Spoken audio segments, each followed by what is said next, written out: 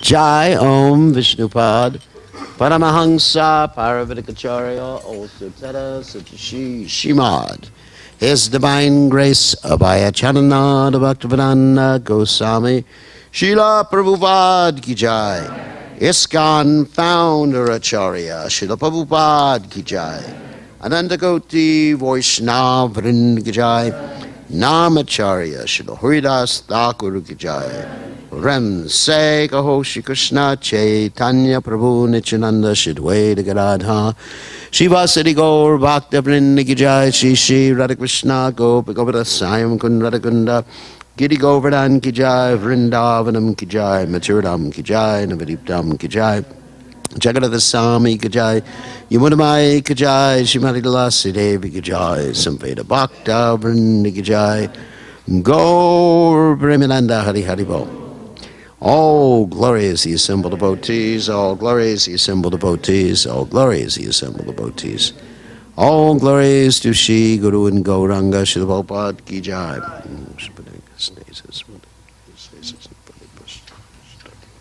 So, Om Gana Timidanda Shah, Gananjana Shalakaya Chakshur Unmeditam Yena Tasmai Shri Gurave Namaha. So, as some of you heard, we just finished the ISKCON Disciple Course, so I'd like to give you a brief overview of what that course is, so some of you may want to take it in the future.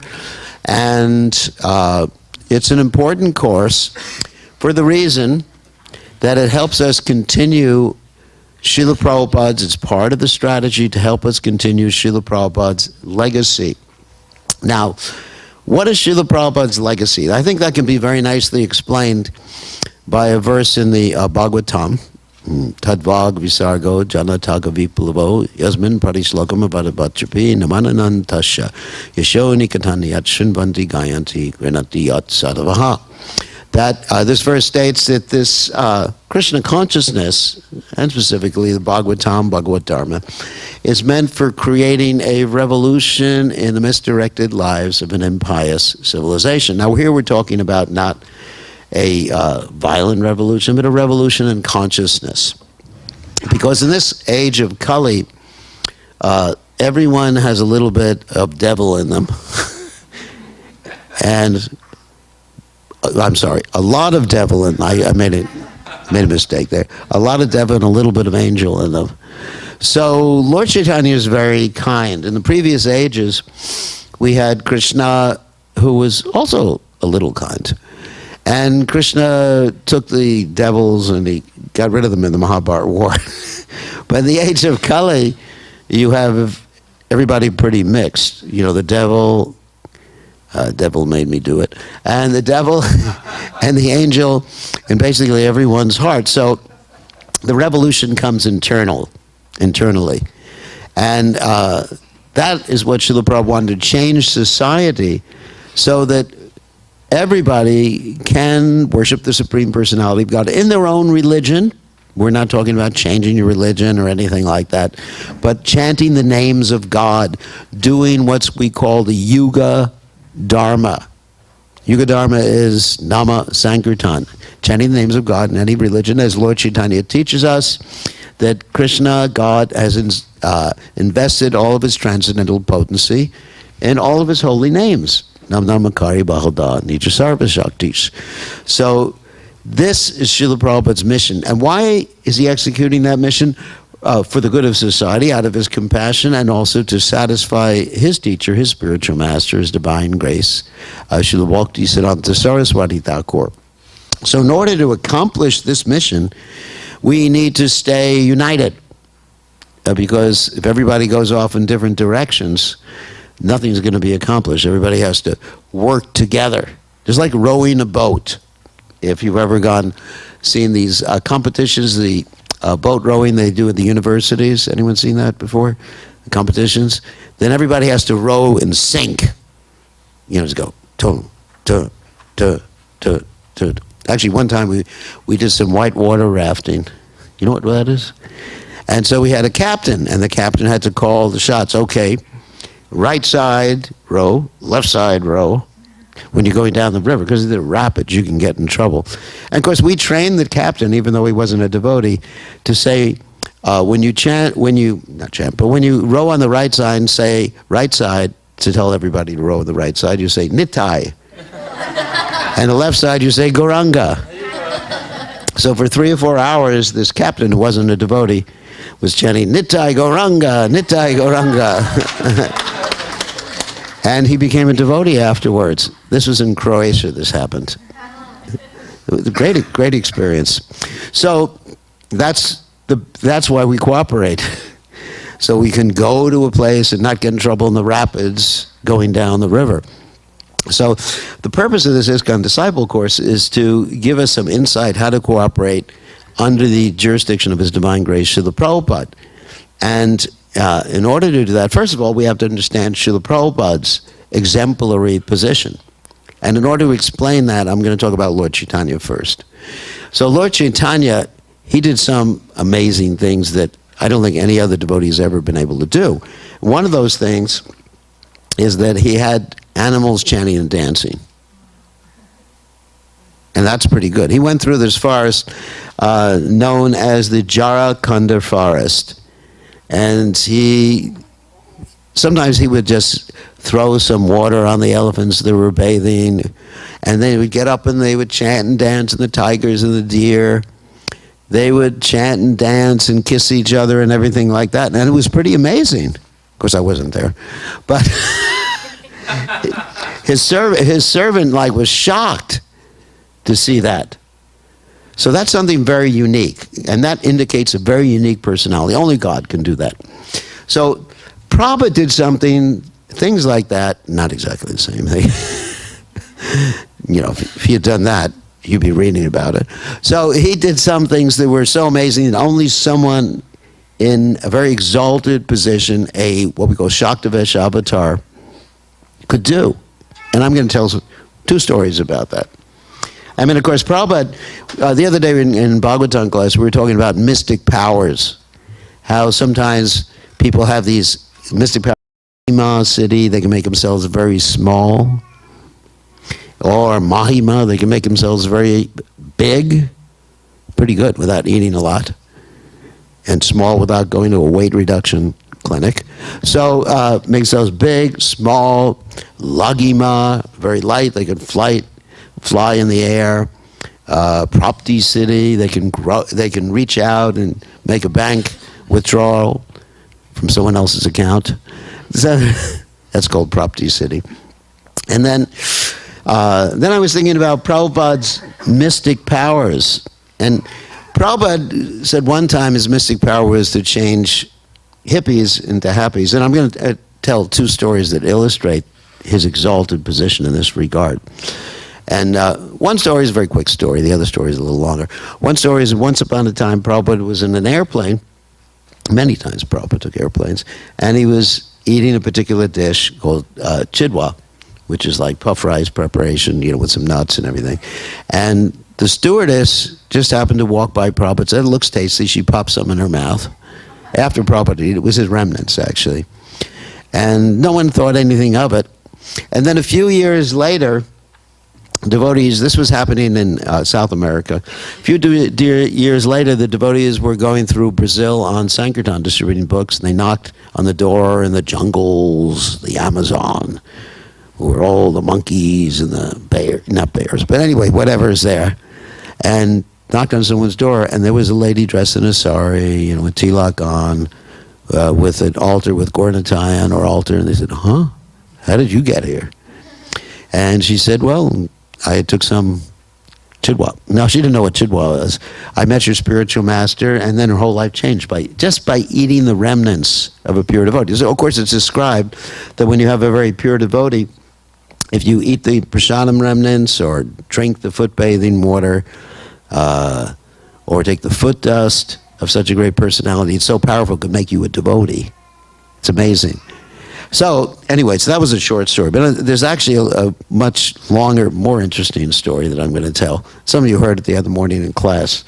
Really, when I heard this, it was one devotee, Indradunya Maharaj, was telling this story.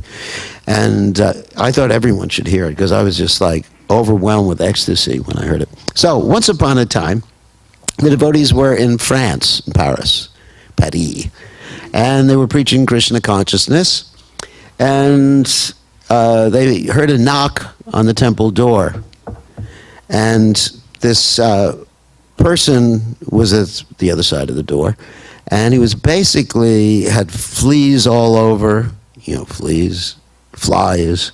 He probably hasn't bathed in like 3 or 4 years, something like that. And he couldn't pronounce words even in French properly.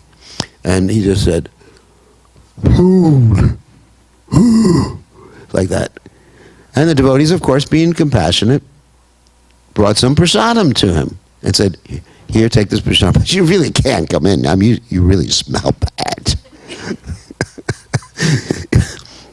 I remember in New Orleans, we used to insist that all the people who took prasadam came in the temple room for the Sunday feast. It happened once, and then I wouldn't let them in the temple room after that because I couldn't give the lecture. The smell was so bad. Anyway, sometimes you have people like that. So, anyway, then the devotees, when this devotee, Indradyumna Maharaj, went for a walk, and he walked by and saw this person living in the bushes there, right near the Champs-Élysées, which is one of the main portions in Paris. And the person just said, food again, food. All he could say was food, or in French. And then, basically, he told them go to the temple, so they gave him some more food.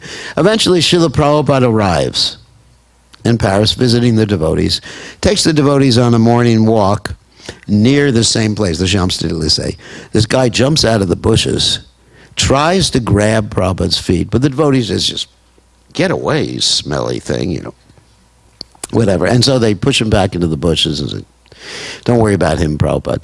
So, okay, devotees go on the morning walk. They come back, and when they come back to the temple, they find the temple door open, and this person is inside the temple, in the temple room, right in front of the deities.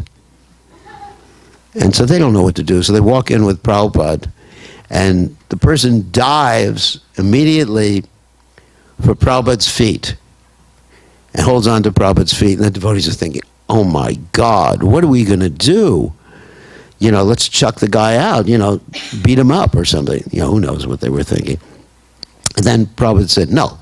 And Prabhupada began to pat him on the head, with all the fleas and everything like that coming up. And so he began to pat him on the head. Yes, everything will be all right. Hare Krishna. And so the devotees were astounded. What can we do? This is the compassion of a pure devotee.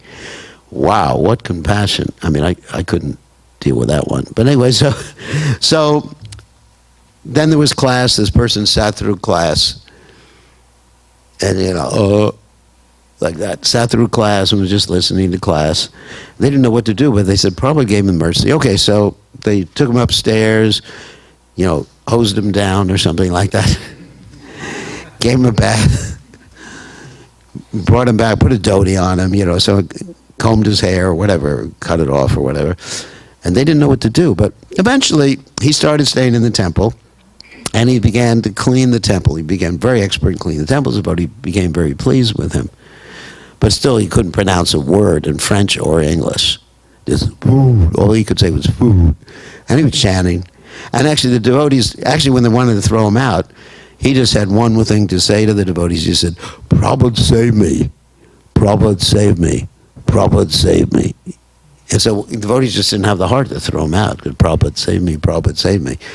And all he did was grab hold of Prabhupada's feet and get patted on the head by Srila Prabhupada. So then what happens is that he's doing a nice job cleaning the temple. So the devotees get ready to go on Sankirtan. Indradyumna Maharaj, they have a Sankirtan van. They get packed with books. Ditya Narayan Prabhu was there. Not really. This is before he was born. Anyway, so yeah.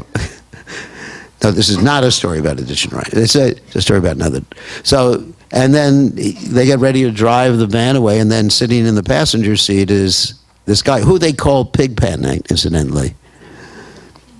That's from the Charles Schulz cartoons, if anyone's you've seen.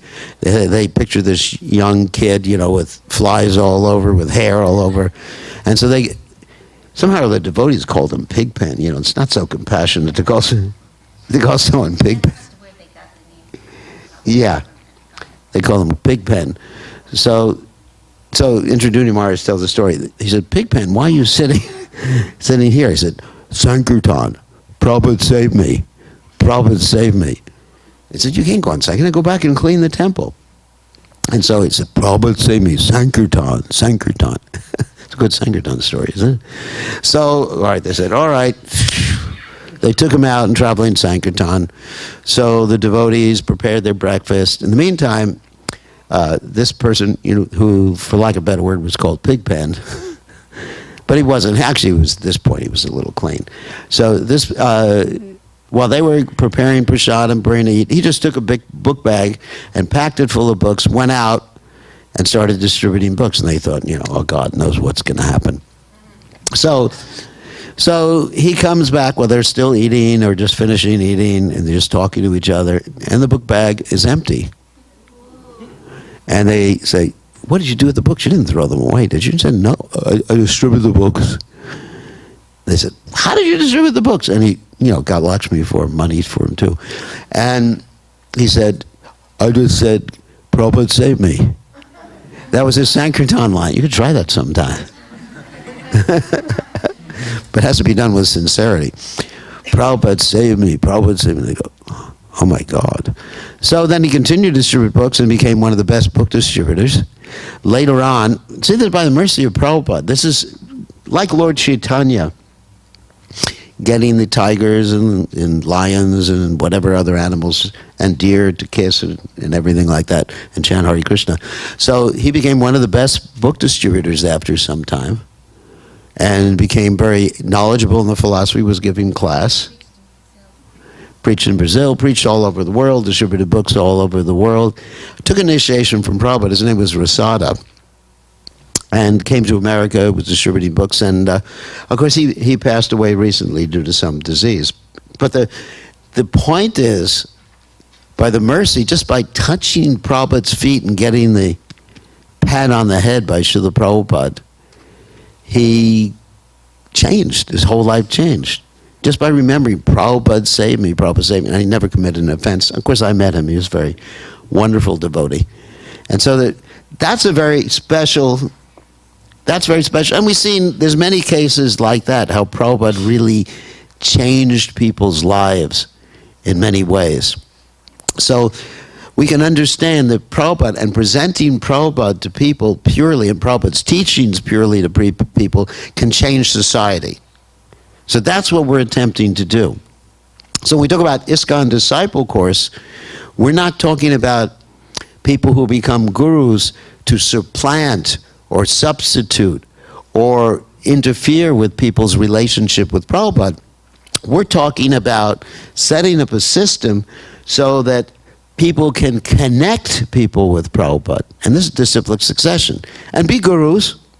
It's not that Prabhupada continues to initiate, but those who initiate are initiating their own disciples, but connecting people to the siksha, the instruction of Prabhupada. And siksha is more important than diksha.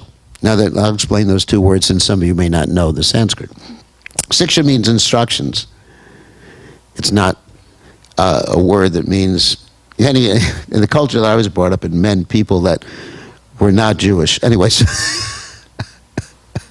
so it means instructions. And diksha means initiation, taking your vows, making your promises, like that. Both are important. But of the two, siksha is most important. Instructions. Diksha is essential. But shiksha continues after the diksha. It continues eternally. Instructions, guidance, and example. So Srila Prabhupada instructs us not only with his words, which we have so many volumes of, but also with his personal examples. So Srila Prabhupada is known as an acharya. Now the word acharya, that's a Sanskrit word again, means one who sets an example, one who preaches nicely, one who sets an example. But Srila Prabhupada is not just someone who sets an example and preaches nicely.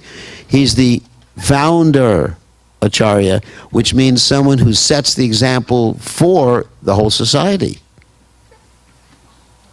So it's very important for the gurus or people who accept students, disciples, whatever you may call it, to connect people with Srila Prabhupada's example, with Srila Prabhupada's teaching, with Srila Prabhupada's mission. Because in this way, they're connected to, let's say, the powerhouse. Let's say you have a powerhouse which is so many millions of volts or whatever it is, and then you have the plug, what you call in Europe a power point. I don't know, I think you call that in India too, a PowerPoint, right? That's a British statement, PowerPoint. So when you connect the plug is useful too, very important. But when you connect it to the power, and Srila Prabhupada, he's not the source of power. We have to understand, we don't want to confuse people and think that, oh, Srila Prabhupada is God or anything like that. He's a Shaktavesh avatar, someone who was sent down by God, someone who was sent down by Krishna to connect other people with Krishna. He's a very special personality. There are many special personalities, like Srila Prabhupada's spiritual master was like that too.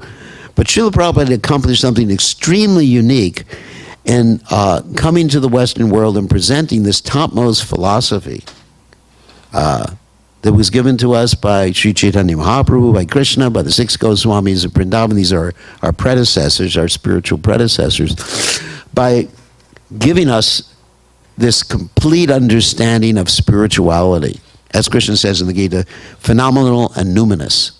That even, not only of spirituality, what's there in the spiritual world, but what's happening in the material world. In other words, what's the purpose of everything in the material world? What's the purpose of disease even? Oh my God. You may say, what's the purpose of disease? There's a purpose. What's the purpose of old age? Which I'm experiencing. What's the purpose of death? What's the purpose of birth? What's the purpose of the weather, the problems with the weather? What's the purpose of all the problems in the world? What's the purpose of life?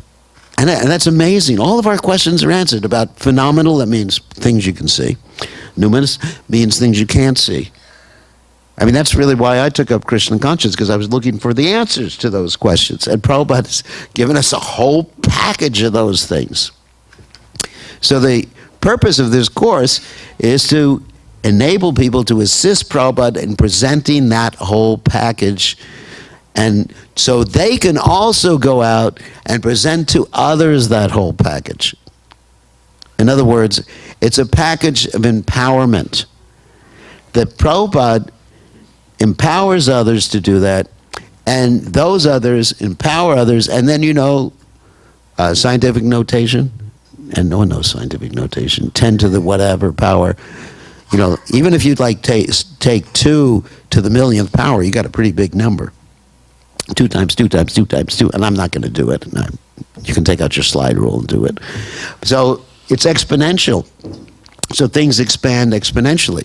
So in order to do that, there has to be organization, understanding of Srila Prabhupada's position, understanding of the present gurus who are initiating their position, how they interact, how they cooperate with each other, how they should be respected, how they should be worshipped.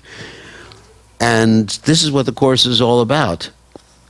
And, how to stay faithful to Srila Prabhupada, and how to organize this movement. I mean, in this movement, we have professional management too. I mean, one of the aspects we didn't present in the course, which is not really part of the course, is that we have a governing body commission. Like everybody says, sometimes people say, you got to be spiritual, spontaneous. Well, if you fail to plan, you plan to fail. Right? You heard that before? So organization. Prabhupada said, when he was asked by Giriraj, when he asked Giriraj Maharaj, will this movement go on? And Giriraj Maharaj said, basically, if we're sincere, and Prabhupada said, no, organization and intelligence. So it requires a lot of organizational stuff. And that's what we have, this thing called the GBC Governing Body Commission. I'm going to a meeting in Mayapur next month, a meeting in Mayapur of the Governing Body Commission. And it requires training of disciples. That's what we're doing here. We're training disciples in the right consciousness so they can also become gurus in the future. Because Chaitanya Mahaprabhu, he wanted everyone to become a guru, not just a follower. I mean, a follower, yes, it always has to be there so we can become guru. But let's give a story of his pastimes in South India. When he went to South India, people wanted to drop everything and follow him. There was one devotee, Kurma Brahman. And Lord Chaitanya Mahaprabhu said, no, don't ever talk like that.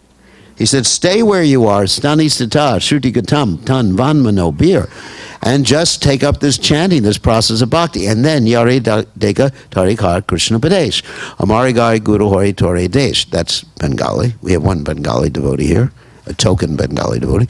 So it means, yare deka to whoever you come in contact with it, you give them Krishna Upadesh, you give them Krishna's association. So we are not only training up disciples, but we are training up gurus in the Krishna consciousness movement. And that's the challenge. So you can help others. Because if you have the ability, if we have the ability to help others, and we don't help them, that's called kripana. Like if someone is getting ready to fall off a building, and you don't warn them, you don't help them, you're an idiot. I mean, one time there's the story, the devotees were preparing for Rath Yatra, and there was a burning building, and the ladies were on the 3rd or 4th floor. Save me, save me. So what did the devotees do? They didn't say, just chant Hare Krishna and go back to Godhead. No, they didn't say. You would think that. They would say, chant Hare Krishna, Krishna will take care of you. No, what they took the canopy for the Rath Yatra cart, held it out, and said, jump. And they caught the people, and they saved them. And Prabhupada, when he heard that, said, yes, that's a devotee. That's what a devotee is, para dukkha dukhi. That's what we're trying to instill in everyone's heart. To sacrifice your life for the welfare of others. And that requires cooperation, intelligence, and management. And that's what we're doing in the Krishna consciousness movement. And there'll be some mistakes, there'll be problems, but we stick, just like if one is on a boat, the boat may rock a little bit, so you stick to the boat. You don't just jump off and say the boat's rocking. One time I was out in the ocean in a boat, and it was rocking back and forth, and I wanted to jump off. When I was a kid, my father said, don't jump. Even though I was hanging off the side doing something I can't mention in class. So, because if you want to stay safe, you stay on the boat. And that's what this ISKCON is. It's a boat to carry humanity. It's like Noah's Ark, basically. To carry humanity back to its original position, to the spiritual world.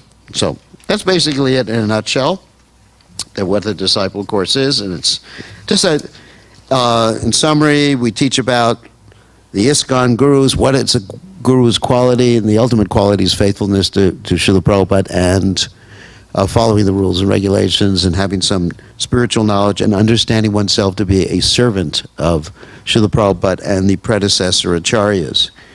And then we talk about initiation, vows, that the promises that people take at initiation. Very simple: no meat, fish, or eggs, no intoxication, no illicit sex, no gambling, chanting in a few number of rounds, 16 numbers of rounds. How to serve the spiritual master in relationship to Prabhupada.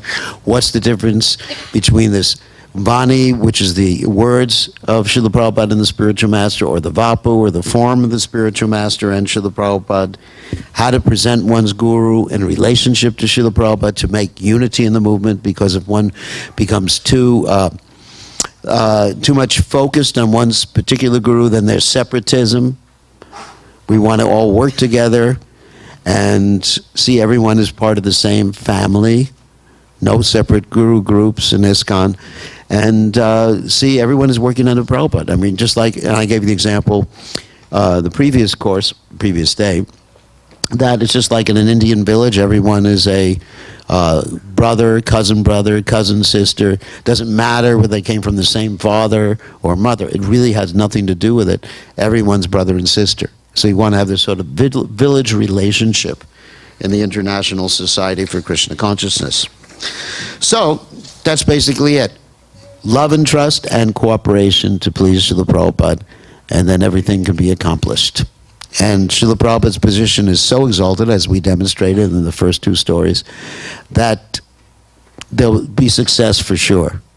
Because if we present Prabhupada, we are giving the same dust, the same feet that this devotee touched, Rasada touched, and got mercy, and we are presenting, and you're getting that in the Vani of Srila Prabhupada, and the instructions, and the example of Srila Prabhupada, which we are asking devotees to study. Another thing I wanted to just announce is that if anyone's interested in hearing the Prabhupada memory series of Prabhupada's disciples, then I'm going to put that up on the cloud so people can download that whole thing and learn how to relate closer to Srila Prabhupada. So, any questions or comments? I just had, I guess, like a comment. You were talking about how management is important. Yes. And I was just thinking about that. It is because, like, you know, someone could read the book, one of Prabhupada's books, and then, like, if you know, he can get, like, disturbed or upset because he doesn't know, like, the context or how to take things. If you don't know how to preach, you can be like, that person can just go away quick. Yes, that's actually a very good point. That's what I presented last week during the Sunday program, if you remember. Thank you for reminding me that in presenting this disciple course and other courses about ISKCON, we're trying to help everyone understand the context and intentions of Srila Prabhupada. Because as we mentioned last week, there's a tendency as the generations go on in ISKCON, or in any organization, to forget the context and the intention of the person who is speaking. I mean, the words of Srila Prabhupada are perfectly preserved. There's no question about what Srila Prabhupada said, what Srila Prabhupada didn't say, because we've recorded, not I, but the devotees have recorded them. We have like 15 gigabytes of recorded information from Srila Prabhupada. What to speak of all of his writings. But as far as the intention and the context, I mean, why Prabhupada said a particular thing in a particular place, we need association and we need instruction to understand those things. Thank you for telling me that, Sukarna. Very nice. So who else has a question? Prabhu. Unfortunately, I missed the beginning, and maybe you already answered this question, but you ended on the note of love and trust, which those of us that came to the beginning remember that mood. Of course, the temples were smaller. There were only a few temples. Yeah. Srila Prabhupada was directly supervising and taking care of the devotees with his own hands. Mm-hmm. So this love and trust, how to keep it going when you have a movement now with, I hear, 600 temples around the world. You go to Mayapur and you're like thousands and thousands of devotees, and sometimes that mood of family, love, and trust is not so prevalent. Well, that's why it's necessary, as bad as this word sounds, it's necessary to have a hierarchy. In other words, to have specific devotees who we're working with or relating with, and then we branch out from that. Of course, the mood of love should be for all Vaishnavas and all living entities. But our cooperation is with, it can't be that we're cooperating with everybody. You know, everybody comes up to me and says, hey, would you like to do this? Okay, cooperate with you.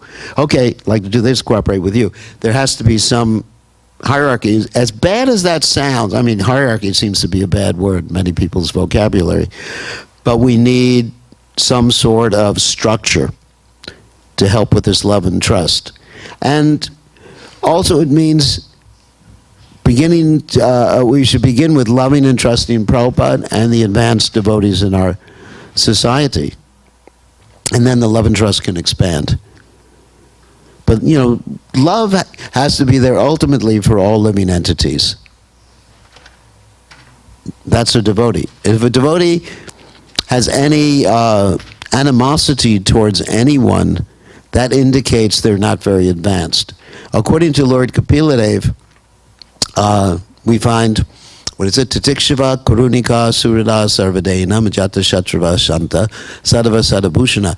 The qualities of a devotee, like Srila Prabhupada, for example, well, pure devotee, is that they're tolerant, they're full of mercy, they're a friend to all living entities. Like Krishna also says that in the Gita, Suradam. Krishna used that same word, Suradam, in the 29th verse of the 5th chapter. Bhaktaram Jagatapasam Sarvaloka Maheshram Suradam Sarvabhutanam Getwamam Shamti Richati. So devotees have to try to inculcate those qualities internally. It's not an artificial thing, but each and every one of us has to work on developing these qualities, the Vaishnava qualities. Surda Sarvadainam, Ajata Shatrava, not having any enemies. Shanta, peaceful. Sadava Sadabhushana. These are the qualities that we should be attempting to develop. And it takes intelligence to develop those, yes. So other questions? Yes, wanted to ask you that is this in our spiritual life, if we don't progress towards becoming a guru from a devotee, is the spiritual life incomplete? If you don't become a guru, is your spiritual life incomplete? Yeah. Not that you have to be, everyone should become a guru in the sense of initiating people, but everyone should be a guru in the sense of helping the people you know come to Krishna. You know, like we described, there's Siksha Gurus and Diksha Gurus. Siksha Guru means one who helps others, instruct others. And even there's another type of guru called Vartma Pradashika Guru, one who first shows them the path. And I'll give you the example of one person like that. In the Bhagavatam, there's the story of Dhruva Maharaj. And many of you have heard the story of Dhruva Maharaj. Dhruva Maharaj was sort of rejected by his father because his stepmother had some challenges, Suruchi. But his mother, when in giving him advice, said, if you actually want to get the love of your father to sit on your father's lap, you should worship Lord Vishnu. Now, she wasn't a pure devotee, but at least she knew that much. And Dhruva Maharaj said, where is Lord Vishnu? And she said, I heard he's in the forest. So he went into the forest to find Lord Vishnu, and fortunately, Narada Muni happened to come by. That's pretty fortunate. And it's in fact, if one is looking for guru, Krishna will send guru. Brahmanda Brahmate Alkonna Bhagwan Jeev Guru Krishna Prasade Pai Bhakti Latapish.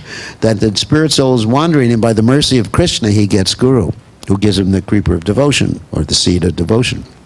So what happened is that Dhruva Maharaj met Narada Muni, and he took initiation from Narada Muni, got the mantra from Narada Muni. But his mother was his guru who showed him the path. And when Dhruva Maharaj was getting ready to go back to home, back to Vaikuntha, he said, hey, where's my mom? And they said, well, she's in the airplane right behind you, you know. She had to go through security. No, they didn't say that. That's a joke. Anyways, TSA held her up, you know. So she was in the airplane behind, and she went back to Godhead. So she was a guru. So at least be that tight. I think it just behooves us when we see people suffering to at least introduce them to Krishna, give them some prasadam, and you're a guru if you do that. Guru means heavy with knowledge, or at least giving them something. I mean, if people are suffering and you can do something about it, why not? Why not? If you see people suffering, I mean, it's just, I can't believe that people would just like stand by and just say, watch suffering, right? So in that sense, you become a guru, yes. And as everyone's responsible. Specifically, Lord Chaitanya said, those who were born in the land of Bhartavarsha that is their responsibility, because they've already been given that knowledge. Now, I've been given that knowledge, so I have that same responsibility too. But practically anyone who's born in India, you know about Krishna. You know about Janmashtami. And so you have a responsibility. Like what do they say? With great power goes great responsibility. Anyways, so like if someone's wealthy, they have it's their responsibility to help people who don't have money.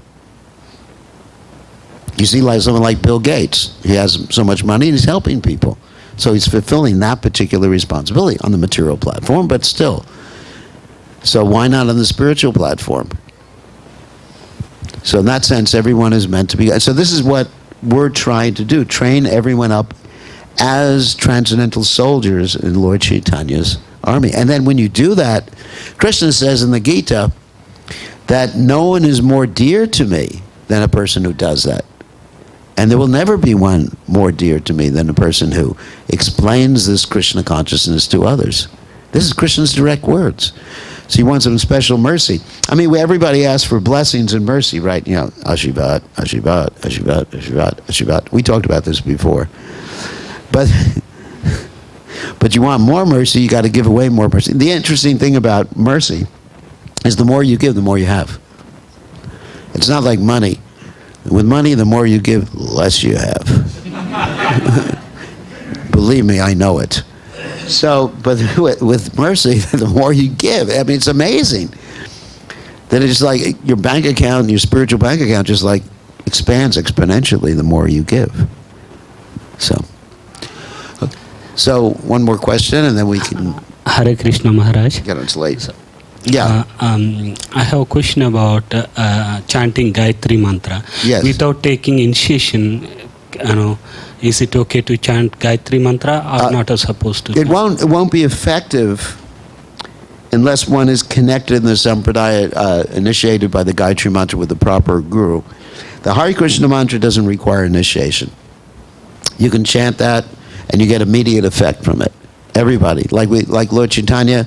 I mean, basically, when you hear the Hare Krishna mantra from the proper source, in one sense, that is initiation. We talked about that in the course.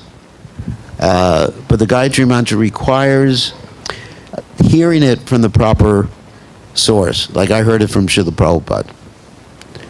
And even though, the Gayatri mantra is written down, we have groups, not ISKCON, but there are many other groups who sing Gayatri mantra in Kirtan.